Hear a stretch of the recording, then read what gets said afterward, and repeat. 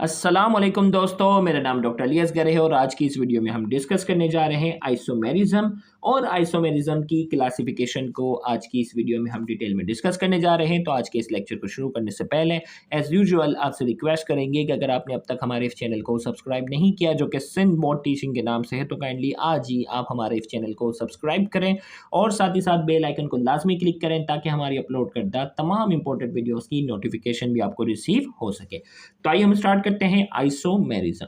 सबसे पहले हम बात करेंगे डेफिनेशन की। A wide range of organic compounds studied in organic chemistry exhibit the same molecular formula yet differ in their structure or stereochemistry. These compounds are known as isomers and the phenomena is referred as isomerism.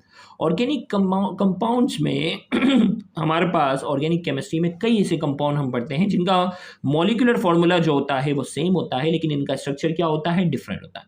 या stereochemistry. अब stereochemistry क्या है हम आगे बात करेंगे कि stereochemistry जो होती है वो मिरर इमेज की हम बात करेंगे आगे। ऑप्टिकल आइसोमर करके एक टाइप होगी, उसमें वहाँ इसको डिटेल के डिस्कस करेंगे। लेकिन फिलहाल यहाँ डेफिनेशन में अगर आप थोड़ा ज़हन नशीन करें कि भाई ऑर्गेनिक केमिस्ट्री के अंदर कई ऐसे कंपाउंड होते हैं जिनका मॉलिक्यूलर फार्मूला जो होता है वो सेम होता है, लेकिन उनका स्ट्रक्चर जो होता है वो क्या होता है, डिफरेंट होता है।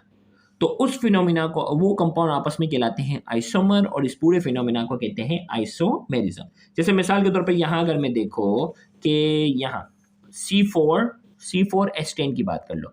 C4H10 ये मॉलिक्यूलर फार्मूला है। अब C4H10 से कहते हैं ब्यूटेन। अब ये ब्यूटेन क्या हो सकता है, स्ट्रेट चेन में भी हो सकता है जिसे हम एन ब्यूटेन कहते हैं। और ये C4H10 क्या हो सकता है, इसके साथ क्या हो, एक ब्रांच हो, इसे कहते हैं आइसोब्यूटेन। इसी तरीके से अगर हम बात करते हैं C5H12 पेंटेन का फॉर्मूला है। अब ये पेंटेन क्या हो सकता है, स्ट्रेट चेन हो सकता है एन पेंटेन, या उससे एक ब्रांच निकल रही हो आइसोपेंटेन, या उससे दो ब्रांच निकल रही हो उसे हम क्या कहते हैं, नियोपेंटेन। तो मॉलिक्यूलर फार्मूला जो है वो क्या है, सेम है, लेकिन इनका स्ट्रक्चर जो है वो अलग अलग है। मॉलिक्यूलर फार्मूला सेम है लेकिन स्ट्रक्चर क्या है, इनका अलग अलग है। तो आइसोमेरिज्म वो फिनोमिना है जिसमें मॉलिक्यूलर फार्मूला क्या होगा, same molecular formula but differ in their structure. Structure में क्या होगी, तब्दीली होगी। वो कंपाउंड आपस में कहलाते हैं आइसोमर्स और इस पूरे फिनोमिना को हम कहते हैं आइसोमेरिज्म। अब जो है वो क्लासिफिकेशन ऑफ आइसोमेरिज्म की हम बात करेंगे। Isomers are classified into following two categories. दो कैटेगरीज में हम जो है वो उसको क्लासिफाई करते हैं, स्ट्रक्चरल आइसोमर्स और दूसरा है स्टीरियो आइसोमर। स्ट्रक्चरल आइसोमर हमारे पास कौन कौन से हैं, आज के इस लेक्चर में हम इसको डिस्कस करेंगे, और स्टीरियो आइसोमर जो है वो उसके नेक्स्ट लेक्चर में हम डिस्कस करेंगे। तो आज हम फोकस करते हैं आज के इस लेक्चर में स्ट्रक्चरल आइसोमर्स पे। Organic molecules having the same molecular formula but differing in the way their atoms are connected to each other। हमने कहा कि ऑर्गेनिक कंपाउंड जिनका मॉलिक्यूलर फॉर्मूला सेम होगा but differing in the way their atoms are connected, यानी इनके structure में तब्दीली होगी, यानी वो आपस में जिस तरह कनेक्टेड हैं वो एक दूसरे से क्या होंगे, अलग होंगे, उसे हम कहते हैं स्ट्रक्चरल आइसोमर। यानी मॉलिक्यूलर फॉर्मूला सेम होगा, आपस में जिस तरह वो अटैच हैं, कनेक्टेड हैं, वो एक दूसरे से मुख्तलिफ होगा, उसे हम कहते हैं स्ट्रक्चरल आइसोमर्स। अब इस स्ट्रक्चरल आइसोमर को हम जो है वो क्या करते हैं, चार हिस्सों में डिवाइड करते हैं। Structural isomers are classified into following types: chain isomer, position isomer, functional group isomers और मेटामेरिज्म। इन चारों की हम बात करेंगे, वन बाय वन हम डिस्कस करते हैं। सबसे पहले बात करेंगे चेन आइसोमर्स की। It is a type of structural isomer in which the molecule differ from each other with respect to carbon skeleton. ये भाई आइसोमर की वो टाइप है जिसमें मॉलिक्यूल एक दूसरे के मुकाबले में मुख्तलिफ होंगे कार्बन स्केलेटन, यानी वो कार्बन की जो चेन होगी, चेन के लिहाज से एक दूसरे से क्या होंगे, मुख्तलिफ होंगे। जिसके एग्जांपल क्या है, chain C4H10 exist the following to chain isomer. इसके दो पॉसिबल चेन आइसोमर हैं जिसमें या तो वो स्ट्रेट चेन होगा या उससे क्या होगी, एक ब्रांच क्या हो रही होगी, निकल रही होगी। तो स्ट्रेट चेन क्या है, एन ब्यूटेन कहलाता है, और आइसोब्यूटेन में क्या है, एक ब्रांच है। पेपर में बाकायदा ये सवाल दोनों आ चुके हैं कि आप पॉसिबल आइसोमर ऑफ ब्यूटेन बना के बताओ।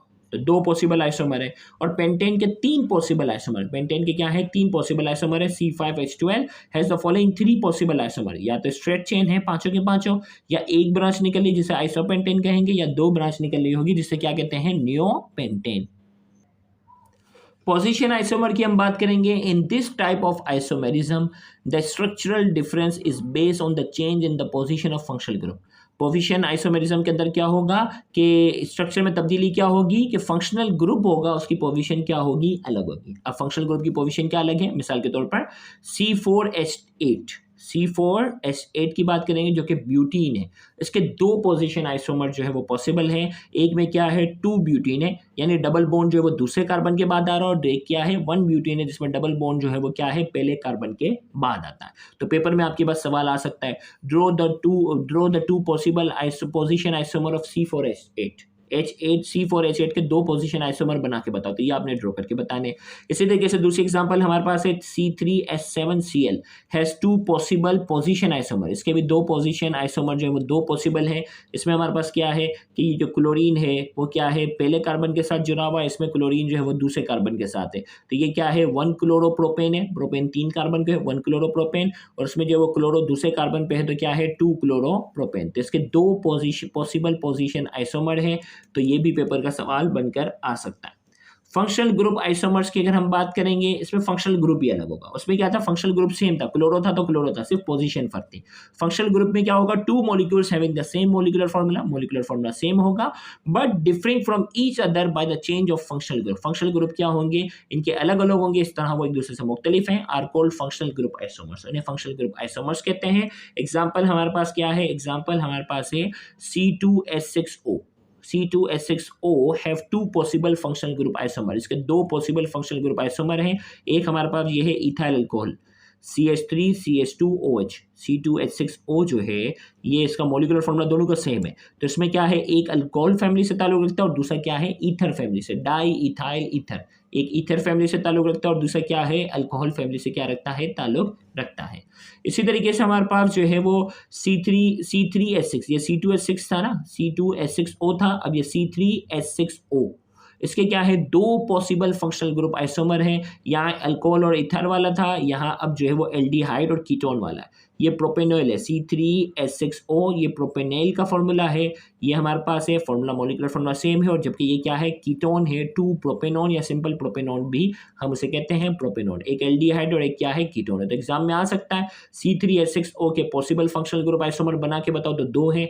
C2H6O के पॉसिबल दो फंक्शनल ग्रुप आइसोमर बना के बताओ तो इथाइल अल्कोहल और डाइइथाइल ईथर।